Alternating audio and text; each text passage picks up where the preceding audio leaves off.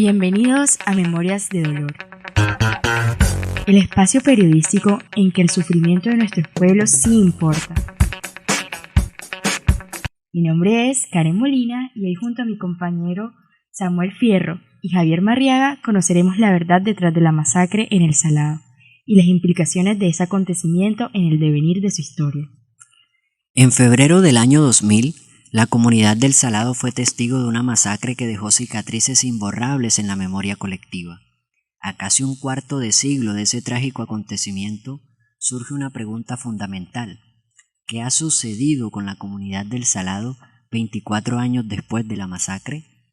Entrando un poco en el contexto histórico, El Salado, una apacible localidad de pescadores y agricultores, ubicada en la región de los Montes de María, en el departamento de Bolívar, corregimiento del Carmen de Bolívar, se vio sumida en el horror entre el 16 y el 21 de febrero del año 2000. Grupos paramilitares vinculados a las Autodefensas Unidas de Colombia llevaron a cabo una operación brutal que dejó un saldo de más de 60 personas asesinadas y numerosas familias desplazadas, según el Centro Nacional de Memoria Histórica. Dicho acontecimiento tuvo sus raíces en el complejo de la trama de conflictos armados, intereses económicos y rivalidades políticas que caracterizaron a Colombia a finales del siglo XX. El contexto histórico de la masacre del Salado se ejerce en el marco de las confrontaciones entre paramilitares, guerrillas y fuerzas estatales que asolaron la nación en general, de manera que las disputas territoriales añadieron una dimensión adicional de complejidad a este escenario que de por sí se tornaba convulso. Así, la población civil, inerme ante las contiendas entre grupos armados, se encontró atrapada en un fuego cruzado que solo auguraba desdicha. El modus operandi de los paramilitares en El Salado reveló la naturaleza meticulosa y calculada de su violencia. La incursión comenzó con la toma del pueblo, seguida de la identificación y segregación de los habitantes en función de supuestas afiliaciones políticas o colaboraciones con grupos guerrilleros, en tanto que las ejecuciones se llevaron a cabo de manera sistemática, sumiendo al Salado en un estado de pavor inenarrable. La masacre del Salado no solo dejó cicatrices físicas en las geografías de los Montes de María, sino que también marcó profundamente la psiquis colectiva de la población colombiana, puesto que la impunidad que rodea a muchos de los responsables de la criminalidad ha contribuido a perpetuar el clima de inseguridad y desconfianza en la región. En la planificación de la masacre, las Autodefensas Unidas de Colombia coordinaron múltiples frentes para llevar a cabo una operación conjunta y abrumadora. Así pues, la violencia selectiva fue una estrategia clave, con asesinatos, torturas y desapariciones forzadas dirigidas contra aquellos identificados como colaboradores de la guerrilla o simpatizantes en El Salado. De acuerdo con el Centro Nacional de Memoria Histórica, la masacre del Salado fue planeada en la finca El Avión, jurisdicción del municipio de Sabanas de San Ángel en el departamento del Magdalena, por los jefes paramilitares del Bloque Norte, Salvatore Mancuso y Rodrigo Tobar Pupo, alias Jorge 40. El hecho fue ejecutado por 450 paramilitares divididos en 3 grupos, el primero de los cuales incursionó por el municipio de San Pedro, comunica con el casco urbano del corregimiento de El Salado, guiados por 2 de los sobrevivientes de una estructura paramilitar local denominada Los Méndez. El segundo grupo, bajo el mandato de Edgar Córdoba Trujillo, alias 57, incursionó por el municipio de Zambrano a través de una vía que comunica con el corregimiento El Salado, y el tercer grupo incursionó por la vía que comunica El Salado con el casco urbano del Carmen de Bolívar, y estaba comandado por Luis Francisco Robles, alias Amauri, es suboficial de las Fuerzas Especiales y del Ejército, quien había sido reclutado por Carlos Castaño. El comandante de toda la incursión paramilitar fue John Henao, alias H2, cuñado de Carlos Castaño, quien además debía recoger y evacuar el ganado existente en el territorio bajo la presunción de que había sido robado por la guerrilla.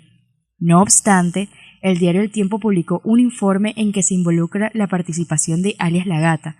en la planificación de los hechos. En ese sentido, así lo diseñó alias Pitirri. Mancuso da la orden, pero la impulsadora más fuerte en ese momento era La Gata, porque yo mismo fui para la plata de los transportes, los viáticos de los camiones y todo, la mandó La Gata, la del Salado, 30 millones de pesos, una cadena con un Cristo de oro, al cual siempre lo ha dicho. Yo mismo lo recogí con Felipe Pituco y los 30 millones de pesos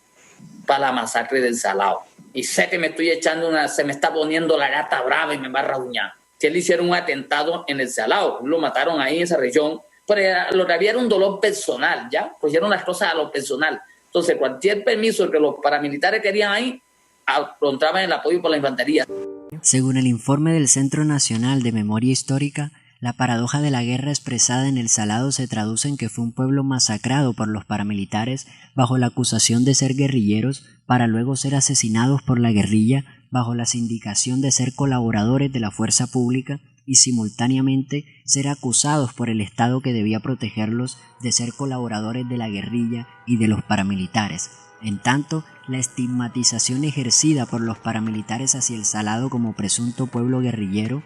desencadenó aquello que hoy recordamos con desidia y repugnancia, una masacre que dejó un saldo de 60 muertos, la violación de una menor de edad, el éxodo de una población de más de 7.000 habitantes y, ante todo, las eternas reminiscencias de un pasado en que la oscuridad se apoderó del presente y del futuro.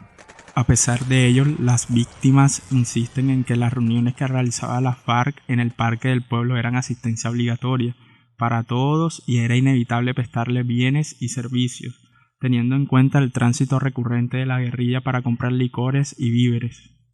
Por otro lado, de acuerdo con el Centro Nacional de Memoria Histórica, el estigma no es más que la condensación de una estrategia utilizada para legitimar la violencia contra las poblaciones que no se pliegan a los designios del actor o que son percibidas como un simple obstáculo para su expansión o consolidación. A raíz de esa necesidad de legitimar los hechos, han terminado por justificarse socialmente todos los excesos bajo la iniciativa de que se están eliminando las bases sociales del enemigo. Sin duda, lo ocurrido en el Salado va más allá de la pretensión de eliminar al enemigo interno, porque la inmensa mayoría de los crímenes son ejecutados en la plaza pública, con la manifiesta intención de que todos vean, todos escuchen, todos sepan, todos sean castigados por sus presuntas complicidades. Y en los siniestros hechos del Salado se escenifican en el encuentro brutal entre el poder absoluto y la impotencia absoluta, porque los ejecutores de esta masacre no tuvieron un contentor efectivo, legal o ilegal, lo cual les permitió actuar con total libertad cumpliendo un programa de terror en los pobladores. El objetivo de la tortura allí no era extraer información, pues no lo necesitaban. Ya habían declarado guerrillero a todo el pueblo, y en la lógica infernal del victimario. Era el culpable de la tortura, de las ejecuciones y de todos los agravios que sobrevinieron. El sentido del terror estaba asociado, más bien a una exhibición de omnipotencia de los paramilitares. Si el estigma está entre los orígenes de las masacres, su remoción de uno de los imperativos de reparación expone en el Centro Nacional de Memoria Histórica en su informe titulado «Esa no era nuestra guerra», dicho en otras palabras, no hay forma de enmendar los daños si no se privilegia la reconstitución de la identidad de las víctimas. En el año 2002, bajo el mandato del presidente Uribe, se consignó en el Plan Nacional de Desarrollo la consolidación de la conocida seguridad democrática. A partir de entonces, se determinó el Carmen de Bolívar como uno de los centros de rehabilitación con el fin de proteger la dignidad de las víctimas de El Salado y de otros sectores de la región. Más allá de la iniciativa en el gobierno del presidente Uribe, la destinación de los recursos fue limitada y se priorizó la inversión en compra de equipos de guerra en lugar de la reparación de los daños a las víctimas, y si bien es cierto, las políticas públicas sin financiación carecen de efectividad.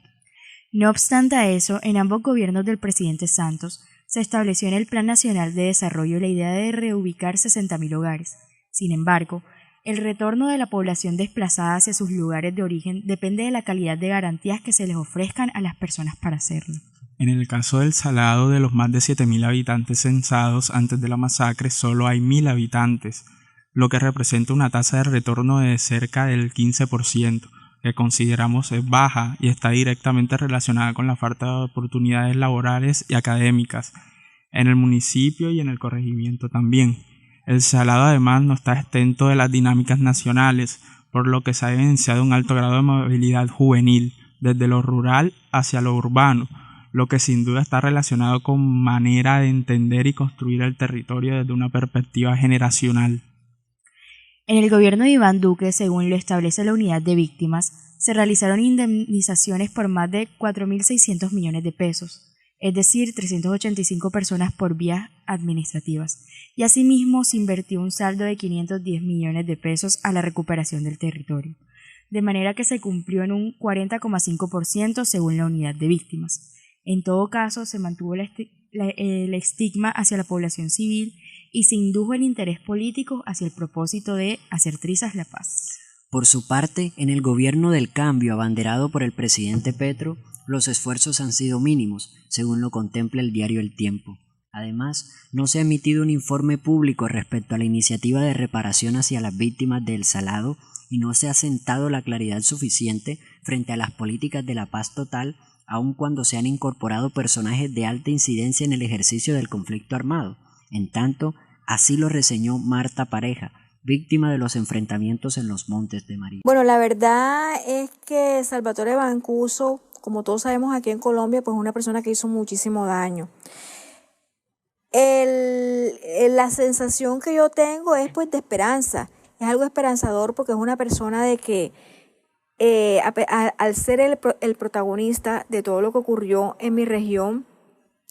él va a hablar de realmente quiénes son esas personas que están detrás de los telones, que esas personas que tienen intereses creados, esas personas poderosas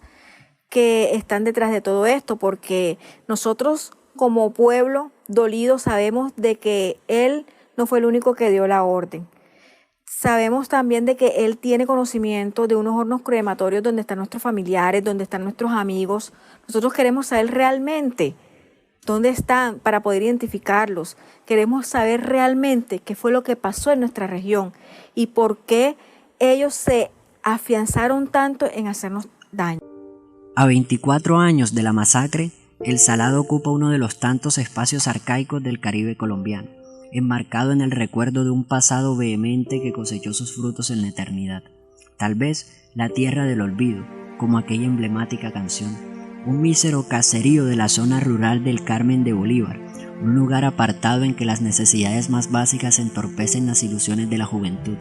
víctima de un estado criminal, ausente, orientado por las balas de un fusil que suele cobrar su precio a los menos implicados, a los pobres, porque esos, como bien dijo García Márquez, estarán tan jodidos que nacerán sin culo el día en que la mierda tenga algún valor.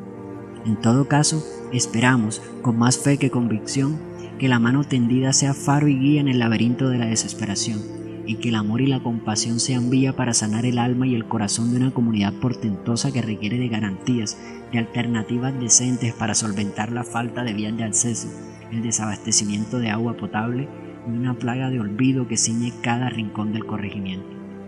Es hora de hacerle frente a las consecuencias de una guerra estúpida, ajena a los intereses colectivos. Pero qué carajo, la peor epidemia no es biológica, sino moral, según diría Albert Camus en La Peste. Al fin y al cabo, volverán los políticos a repartirse todo como en los tiempos de los godos, entre los ricos, los curas y los gringos, y nada quedará para los exiliados, para el padre que perdió a sus hijos, para el hijo que perdió a su padre o a su madre, para la mujer cuya dignidad fue denigrada, para los desplazados, para todos aquellos que guardan el deseo de reencontrarse con su tierra, con sus amigos, con sus vecinos, con la vida que aún sin morir perdieron por completo.